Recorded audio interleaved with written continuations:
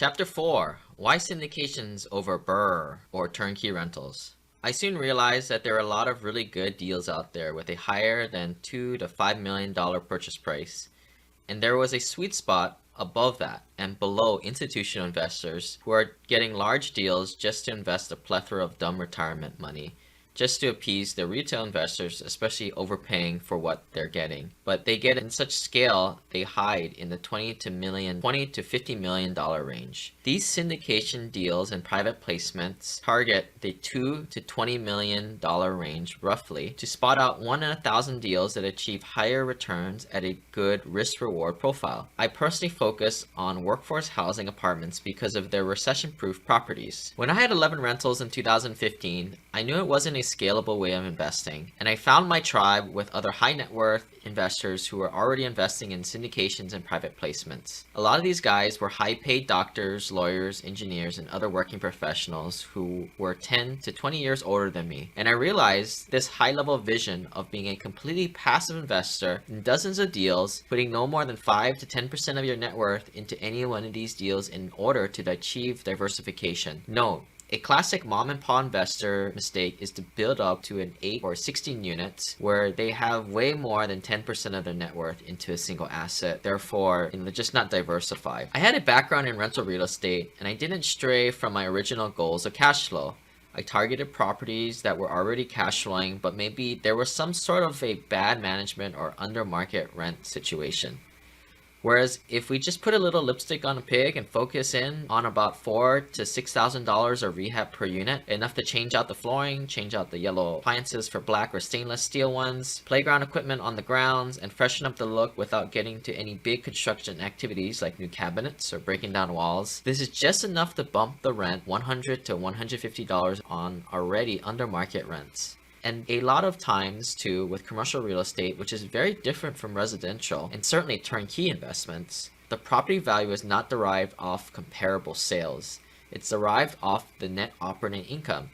If you can go in there and either increase the income, which is primarily our business plan, and or decrease expenses, you can increase net operating income. And when you divide the increase by the prevailing cap rate for that asset class in that market, that is the difference in value that you have increased the property. This is not market appreciation, which comes and goes, in my opinion, and just kind of luck. This is forced appreciation. Value comes through those people who create value, and value that we're creating is better living conditions for tenants who will in turn pay a little bit more rent.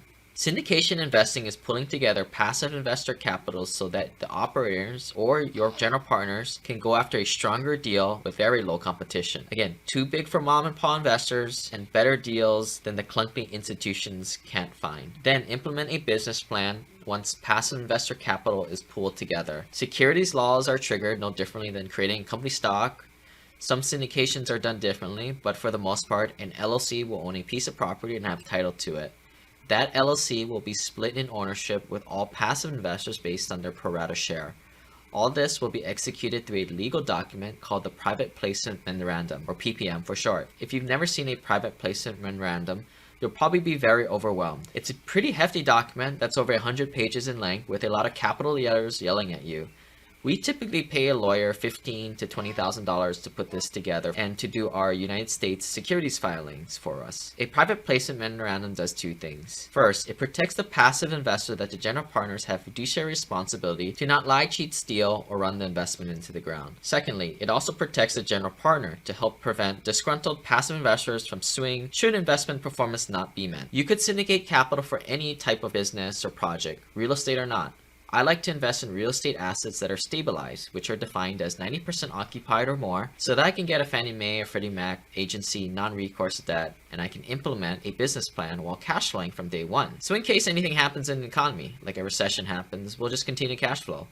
But if things go well, and even if things go bad, we can still implement the business plan of rehabbing units, and vacancies naturally arise because we raise the capital to do all the renovations up front and because we're property capitalized. And that forced appreciation allows us to possibly even refinance in the interim to strip out equity as tax-free distributions or hold the cash in reserves. In 2015, I was transitioning to investing in multifamily syndication apartments when I realized that I didn't know too much about the space. It was very different than owning your own rental properties. I knew this was the direction I needed to head, but it really took me 18 months to really start to put in my first $50,000 on a private placement deal and sign this overwhelmingly large PPM. I paid to be in a group where it got me around other syndication passive investors, and through paid networking events and building relationships with these people, I often had to get flights and travel out of state to get there. About 18 months went by until I had developed a great network of other pure passive investors that I could rely on for good referrals and information. An internal breaking point came when I had dozens and dozens of people I could rely on, but there were maybe only a few people who were in 20-something plus deals.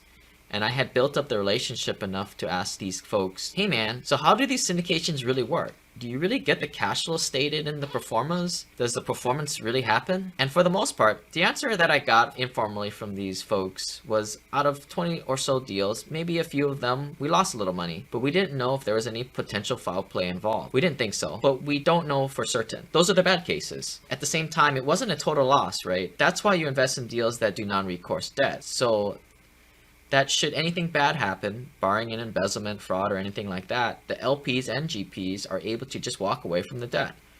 So they also said, well, with those few bad ones, maybe we also had a few really good ones that doubled our money in 3 years. The majority of deals were kind of right there where we thought they would be. There should be 100 to 80% return in 5 years with little to no effort on their part, rather than signing the paperwork in the beginning. The beautiful thing is redeploying your now doubled funds into more projects and building up a bigger passive activity loss stockpile in the process. I made the realization that there's nothing in life that is risk-free, but if I, at the age of 30 and just shy of $1 million net worth, could just diversify myself enough, maybe I don't double my money every 5 years. But if I could grow my money at a 15% IRR, I would be on the road to financial freedom, and I would be able to quit my engineering job. So that was when I consciously made the decision that this type of investing was for me. I didn't know anything about the tax benefits back then. I was just kind of going about the highest and best returns for my money that had the best risk-adjusted profile, or Sharpe ratio,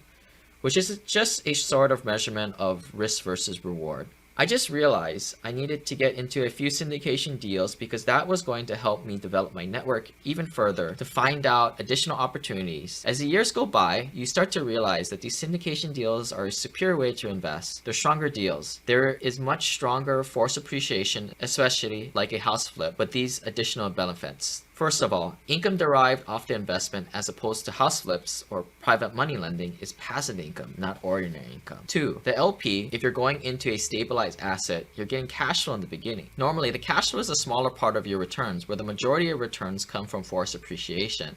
Getting cash flow is nice, and in turn, you're sort of deleveraging your investment right off the bat as cash flow checks come in. You can also use those cash flow checks just like you would a turnkey rental, or either eat off of or to put towards even more investments. Syndication deals offer better leverage or debt options with longer loan terms of 80 to 15 years, amortized over 30 to 35 years. And again, that's one of the misnomers. I think I see a lot of people, they're like, well, I don't want to go into syndication deals because I don't get debt. Well, the debt is actually better, and it's better because the general partners put it in their name, and you, the passive investor, don't have to put any of that debt in your name, but you're still getting the leverage. 4, stronger legal protection as an LP, since you're not a managing member of the asset. The general partners are the managing member. They're the ones that make the decisions, and they're the ones that get hung should they make a bad decision legally. Number 5, better tax benefits due to cost segregations. See simplepassivecashflow.com/costseg for more information. And again, check out the tax guide too, simplepassivecashflow.com/tax. 6, and last but not least, larger institutional asset providing more stability and more economies of scale, right? I think a lot of operators,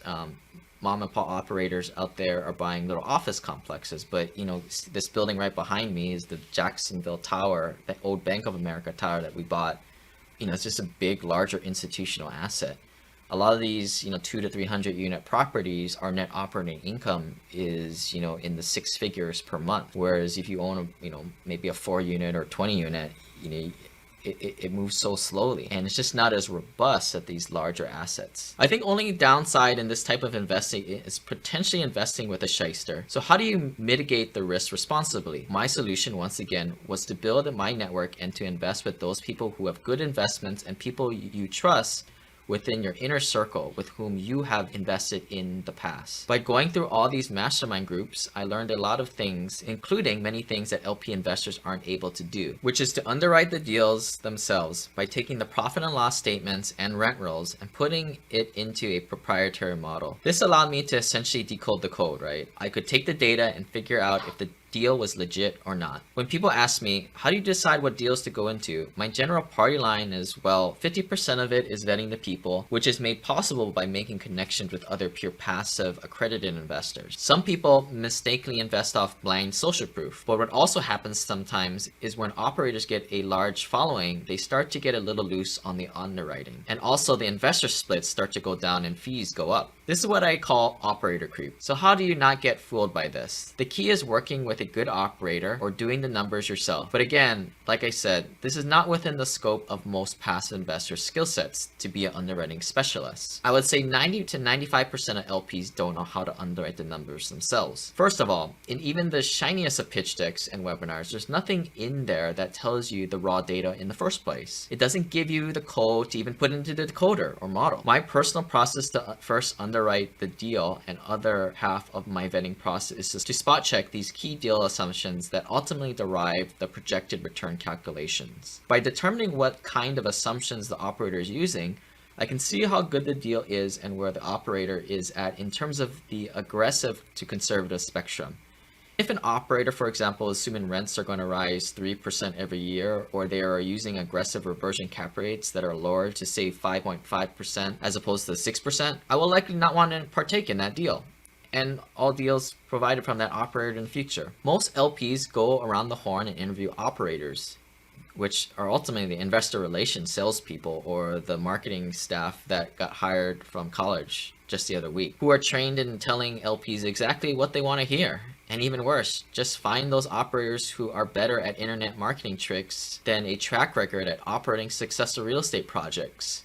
I think it's a waste of time to make these rounds in this such way. If it were me, I would determine what level of conservativeness the operator runs their numbers on a deal, then go and talk to those who pass the test.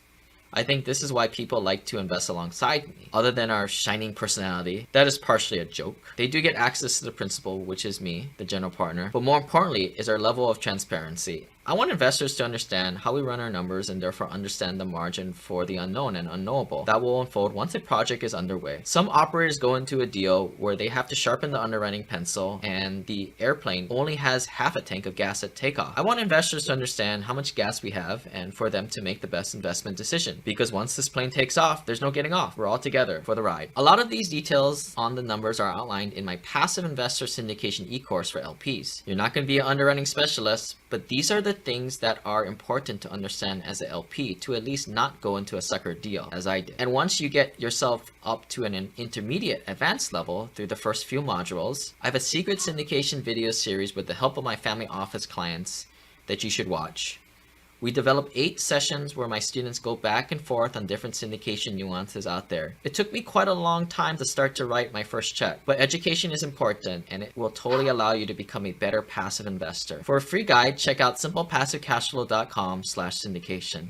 As I mentioned, a lot of my clients are higher net worth investors who are most likely going to be valuing their time over money. More often than not, part of the issues is being a remote landlord is that you're constantly getting abused by property managers and vendors because they have an assumption about you. You're just some rich person out in California, Hawaii, Seattle who has never seen the property before and are just drinking pina coladas by the beach. Most experienced remote investors get tired of getting gouged on pricing and eventually transition into syndications and private placements with the right people. In 2013 to 2015, while building my portfolio to 11 remote rentals, I started to run into this problem. And what really bothered me was that I didn't really have any recourse to prevent this. As an engineer in the construction industry, I knew how much things cost. I know how much a couple of dudes' time is worth per their hourly rate. And when I saw a plumbing repair come up to $900, I really didn't get a good explanation from my property manager or plumber. I knew that was I knew what was up. Something can be said for having a relationship with a property manager. Some remote investors kind of kid themselves thinking that they go to visit their property manager in Kansas City or Alabama, Indianapolis, take them out for lunch, and they feel like they're best buds for life. No, it doesn't work like that. But what I didn't really like about this whole single point of failure and constantly getting gouged as an out-of-state investor, not to mention direct ownership and management of a rental not being scalable. We're mostly passive buy and hold investors here. I think house hacking is for kids. I mean, who wants to live next to their tenant? I mean, cool. If you're some bro or young lady in their 20s, I think that's awesome. I mean, that's what I kind of did back in the day. And that's what I essentially did in my 20s. I worked on the road on the company's dime and pocketed a lot of money. I moved hotel to hotel every week so that I could save $50,000 to $100,000 out of my paycheck every year to plow into buying more rentals. And that's what really helped me accelerate my growth to where I'm at today. But for a lot of people in their 40s, 50s, and especially those who are married or have a significant other or have kids, I think it's a younger man's thing. There are a lot of tactics like this buy, rent, rehab, rent, repeat idea, or BRRR for short, which I think is another tactic that should only be employed by the lower net worth guys, certainly under a quarter to $500,000 net worth.